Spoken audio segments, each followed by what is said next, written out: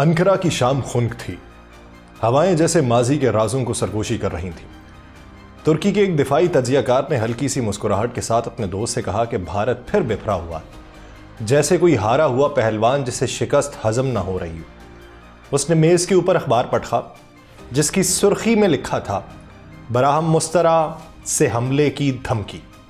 ایک لمحے کے لیے کمرے میں خاموشی چھائی، کیونکہ وہ جانتے تھے کہ یہ کوئی فلمی ڈائیلاگ نہیں ہے بلکہ ایک ایٹمی ریاست کی جانب سے ایک خطرے کی بات ہے. یہ کہانی پاکستان سے شروع ہوئی، جہاں ایک سرحدی جھڑپ نے بھارت کو سفارتی میدان میں بھی شکست کا ذائقہ چکھایا اور ترکی نے کھل کے پاکستان کا ساتھ دیا جیسے ماضی میں بھی کیا تھا.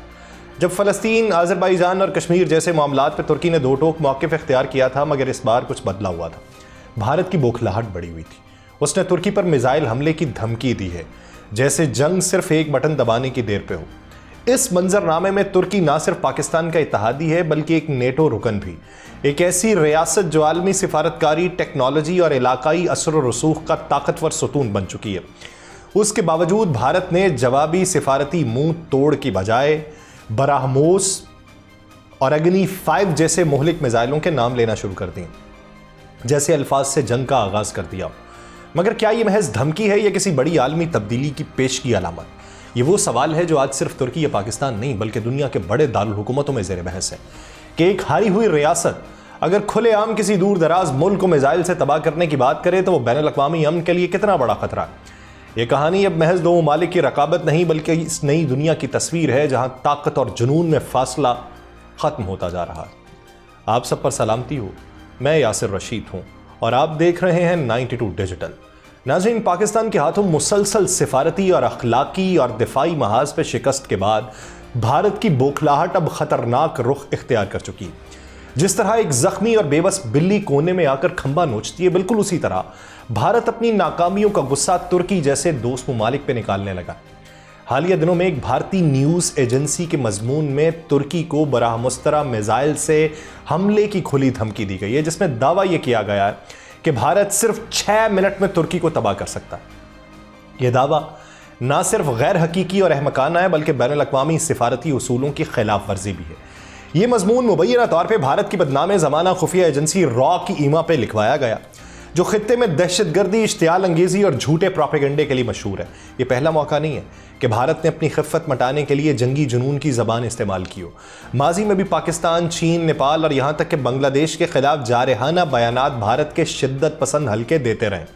لیکن ترکی کے خلاف ایسی اشتعال انگیزی نہ صرف سفارتی محاذ پہ بھارت کو مزید تنہا کرے گی بلکہ امت مسلمہ میں بھی اس کی پوزیشن مزید خراب ہو جائے گی. ترکی کو دنیا بھر میں اسلامی دنیا کے مفادات کے ایک بڑے ترجمان کے طور پہ دیکھا جاتا ہے. ترکی کی شام، آذربائیجان، لیبیا اور فلسطین کے لیے کھلی حمایت نے بھارت کو بارہا زخم پہنچائی اور اب وہ اس کا بدلہ اپنی خیالی عسکری طاقت کے ذام میں لینا چاہتا ہے. تجزیاتی طور پہ دیکھا جائے تو بھارت کا یہ دعویٰ ایک نفسیاتی دباؤ کی حکمت عملی ہے، جس کا مقصد خطے میں اپنی عسکری برتری کا جھوٹا تاثر قائم کرنا ہے. حالانکہ حقیقت یہ ہے کہ بھارت کی دفاعی تیاریوں میں بدعنوانی، تکنیکی ناکامیاں اور جھوٹے دعووں کی ایک طویل فہرست موجود ہے. براہ مسترا جیسا میزائل ابھی مکمل آپریشنل بھی نہیں ہے اور اس کے کئی تجربات جو ہیں وہ ناکامی سے دوچار ہوئے ہیں. اس کے برعکس ترکی کا ڈرون اور جدید ٹیکنالوجی پر مبنی دفاعی نظام دنیا بھر میں تسلیم شدہ ہے، جس کا لوہا ناگورنو کاراباخ میں آرمینیا کے خلاف جنگ میں بھی مانا گیا تھا.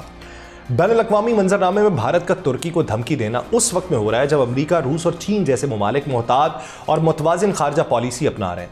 ایسے میں بھارت کی ایسی اشتعال انگیزیاں نہ صرف اس کی عالمی شبیہ کو نقصان پہنچا رہی ہیں بلکہ یہ علاقائی امن و استحکام کے لیے خطرہ بن رہی ہیں. اقوام متحدہ اور OIC جیسے اداروں کو اب چاہیے کہ بھارت کے اس غیر ذمہ دارانہ رویے کا نوٹس لے تاکہ جنوبی ایشیا اور مشرق وسطیٰ کے درمیان جو بگڑتی ہوئی صورتحال ہے اس کو بروقت روکا جا سکے. بھارت کا جنگی جنون ایک بار پھر اسے دنیا کے سامنے بے نقاب کر رہا ہے کہ وہ ایک ذمہ دار ریاست نہیں ہے بلکہ غسیلے بچے کی طرح ہر اس شخص سے لڑنے پر آمادہ ہے جو اس کی ناکامیوں کی حقیقت کو بے نقاب کر رہا ہے. بھارت کی جانب سے ترکی کی کمپنی سیلابی airport services India private limited کی سیکیورٹی کلیئرنس جو ہے وہ اچانک منسوخ بھی کر دی گئی ہے. یہ دراصل ایک منظم انتقامی کارروائی ہے جو ترکیہ کے حالیہ سیاسی موقف کے جواب میں سامنے آئی ہے. سیلیبی جو بھارت کے 9 اہم ایئرپورٹس پر زمینی خدمات فراہم کرتی ہے، اس کی سروسز کو نشانہ بنا کے نہ صرف ترکیہ کو براہ راست پیغام دینے کی کوشش کی گئی بلکہ بین الاقوامی سرمایہ کاروں کو بھی ایک غیر اعلانیہ وارننگ دے دی ہے کہ بھارت میں کاروبار صرف انہی کے لیے محفوظ ہے جو دلی کے سیاسی نظریے سے اتفاق کرتے ہوں۔ ترکی کی جانب سے پاکستان کی حمایت اور بھارتی کارروائیوں کی کھلی مذمت دراصل اس اصولی موقف کی توسیع ہے جو انقرہ نے ہر فورم پہ اپنایا، خواہ وہ کشمیر کا مسئلہ ہو، فلسطین کا ہو یا اقوام متحدہ میں اقلیتوں کے حقوق کی بات ہو۔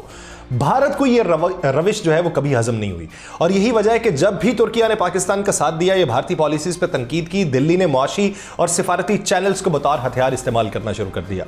یہ اقدام بین الاقوامی قانون، سرمایہ کاری کے تحفظ اور آزاد منڈی کی اقدار کے منافی ہے۔ سیکیورٹی کلیئرنس منسوخی جیسے اقدامات نہ صرف کاروباری عدم استحکام پیدا کرتے ہیں بلکہ بھارت کو ایک غیر ذمہ دار تجارتی پارٹنر کے طور پر بھی پیش کرتے ہیں۔ اس طرح کی پالیسیز جو ہیں وہ بھارت کے میک ان انڈیا اور عالمی سرمایہ کاروں کے دعووں کے برعکس ہے۔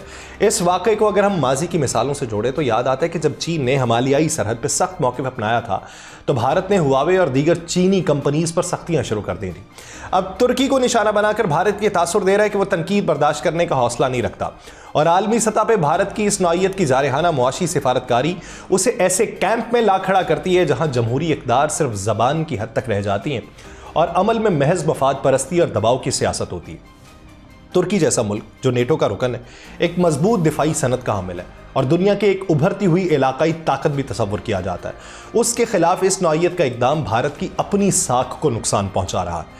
یہ اقدام نہ صرف بھارت کی بوکھلاہٹ کا عکاس ہے بلکہ ایک ایسے علاقائی اتحاد کے خلاف سخت پیغام بھی ہے جو ابھرتی ہوئی مسلم قیادت کے گرد اکٹھا ہو رہا ہے۔ بھارت اگر واقعی خطے میں ایک ذمہ دار طاقت بننا چاہتا ہے تو اسے تنقید، اختلاف اور عالمی اصولوں کا سامنا کرنے کی سیاسی بلوغت اختیار کرنا ہوگی، ورنہ پھر ترکیہ کی طرح دیگر ممالک بھی اسے اعتماد کے قابل نہیں سمجھیں گے، جو ابھی تھوڑا بہت سمجھ رہے ہیں۔ لیکن بھارت کی حالیہ جارحانہ زبان اور میزائل حملوں کی دھمکیاں اس بات کی علامت ہیں کہ وہ نہ صرف سفارتی تنہائی کے خوف کا شکار ہے بلکہ اس کی عسکری سوچ اب دھمکیوں پر مبنی پالیسی کی جانب جھکاؤ کو اختیار کرتی چلی جا رہی ہے۔ اگنی 5 جیسے بیلسٹک میزائل کی ترکی کے خلاف صلاحیتوں کو میڈیا کے ذریعے اجاگر کرنا یہ صرف عسکری برتری کے اظہار کا معاملہ نہیں ہے بلکہ بین الاقوامی برادری کو ڈرانے کی ایک کوشش ہے جس کا مقصد بھارت کی عالمی سطح پہ بگڑتی ساکھ پہ پردہ ڈالنا۔ یہ وہی میزائل ہے جو چین جیسے علاقائی حریف کے لیے تیار کیا گیا مگر اب اس کا رخ ترکی جیسے نسبتاً دور دراز ملک کی جانب موڑنا بھارتی حکمت عملی کی غیر متوازی سمت کی عکاسی کرتا ہے، جبکہ ترکی کا چین کے ساتھ مل کے پاکستان کی حمایت کرنا، خاص طور پہ ڈرونز کی فراہمی جیسے اقدام، بھارت کے لیے ایک نفسیاتی شکست کی حیثیت رکھتا ہے۔ آپریشن سندور کے بعد جس طرح کشیدگی نے نازک موڑ اختیار کیا، اس دوران بھارتی حساس مقامات پہ ڈرونز کی موجودگی اور مؤثر حملوں کی خبریں سامنے آئیں، ان سے بھارتی عسکری اداروں کو سخت دھچکا پہنچا۔ اب اس کا جواب وہ ترکی کو کہتے ہیں میزائل حملوں کی دھمکیوں کی صورت میں۔ یہ اس تلخی کا رد عمل ہے جسے بھارت سفارتی سطح پہ برداشت کرنے سے قاصر ہے۔ اگر بھارت واقعی براہ موس میزائل جیسے ہتھیاروں کو ترکی جیسے نیٹو رکن ملک کے خلاف کسی غیر جانبدار پانی میں لانچ کرنے کی حکمت عملی اپناتا ہے تو یہ اقدام ایک نئی بحری کشیدگی کو جنم دے گا جو صرف ترکی نہیں بلکہ روس، چین اور دیگر عالمی قوتوں کو بھی براہ راست متاثر کرے گا، اور بین الاقوامی سمندری قوانین کے تحت ایسی کارروائیاں ریاستی جارحیت میں شمار ہوتی ہیں، اور یہ اقوام متحدہ کی سلامتی کونسل میں بھارت کے خلاف عملی اقدامات کی بنیاد بن سکتی ہے۔ اس صورتحال کا اگر تاریخی موازنہ کریں تو 1962 میں کیوبن میزائل بحران کی یاد تازہ ہوتی ہے، جب سوویت یونین نے کیوبا میں امریکی سرزمین کے قریب جو تھے وہ میزائل نصب کیے تھے اور دنیا ایک ایٹمی جنگ کے دہانے پہ پہنچی تھی۔ بھارت اگر واقعی کسی دور دراز کے دشمن کے خلاف، جو دشمن اس کا اس طریقے سے ہے بھی نہیں، پاکستان کی حمایت کی تھی، وہ اس کے خلاف میزائل سسٹمز استعمال کرنے کی کوشش کرتا ہے تو یہ خطے بلکہ پوری دنیا کے لیے عدم استحکام کا سبب بنے گا۔ عالمی منظرنامے میں بھارت کی اس دھمکی آمیز پالیسی کا تقابل اگر چین یا امریکہ جیسے ممالک کی حکمت عملی سے کیا جائے تو واضح ہوتا ہے کہ یہ ایک ایسی طاقت کی بے صبری ہے جو بین الاقوامی اصولوں کی بجائے خوف اور عدم تحفظ کے تحت فیصلے کر رہی ہے۔ چین اور امریکہ دونوں ہی سفارتی راستے، دباؤ اور مذاکرات کے پیچیدہ لیکن مؤثر طریقوں کو اپناتے ہیں، جبکہ بھارت کی پالیسی بظاہر فوجی برتری کے ضامن میں جارحانہ اقدام کی جانب بڑھ رہی ہے، جو کہ عالمی سطح پہ نہ تو پائیدار ہے نہ ہی قابل قبول ہے۔ اور ترکی کے خلاف اس نوعیت کی دھمکیاں بھارت کی اس جمہوری ساکھ کو بھی نقصان پہنچا رہی ہیں جسے وہ دنیا کے سامنے فخر سے پیش کرتا ہے۔ اگر دلی اس روش کے اوپر گامزن رہی تو وہ نہ صرف مسلم دنیا بلکہ نیٹو اتحادیوں اور یورپی سرمایہ کاروں کے اعتماد سے بھی ہاتھ دھو بیٹھے گی۔ जिन्हें जनूबी एशिया में इस्तेहकाम की अशद ज़रूरत है। और भारत को ये समझना है कि अस्करी कुव्वत का इजहार महज ताकत नहीं बल्कि जिम्मेदारी भी होता है, और ये जिम्मेदारी सिर्फ धमकियों से नहीं बल्कि उसूली सिफारतकारी से अदा की जाती है। दुनिया अब उस मकाम पे पहुंच चुकी है जहां किसी एक मुल्क का जंगी जुनून पूरे खत्ते को तबाही के दहाने पे ला सकता है, और भारत को ये याद रखना होगा कि आलमी सियासत में धमकियां कमज़ोरी की अलामत समझी जाती हैं, और जो कौमें मिज़ाइलों से अपनी अना की तस्कीन चाहती हैं वो तारीख में या तो तन्हाई का शिकार होती हैं या तबाही का। और तुर्की कोई गैर मुनज़्ज़म रियासत नहीं है जो धमकियों से मरूब हो जाए। ये वही मुल्क है जो खिलाफत उस्मानिया का वारिस है, जिसने ना सिर्फ अपनी फ़ौजी ताकत से दुनिया को हैरान किया बल्कि सिफारतकारी और इत्तेहाद की ज़ुबान भी सिखाई। अगर भारत ये समझता है कि वो तुर्की जैसे मुल्क को मिसाइल के जोर पे झुका सकता है तो वो तारीख के संगीन मुगालते का शिकार है। और तुर्की के साथ महाजराई सिर्फ अंकरा की नहीं बल्कि एक बड़े इस्लामी ब्लॉक को चैलेंज करने के मुतरादिफ है, और ये ब्लॉक अब खामोश तमाशाई बनने को भी तैयार नहीं। भारत को वईद ये है कि अगर वो पाकिस्तान और तुर्की जैसे मुल्कों को अपनी जारहियत का निशाना बनाता रहा तो वह सिर्फ अस्करी महाज पर नहीं बल्कि सिफारती, मुआशी और तज़वीराती सतह पर तन्हा हो जाएगा।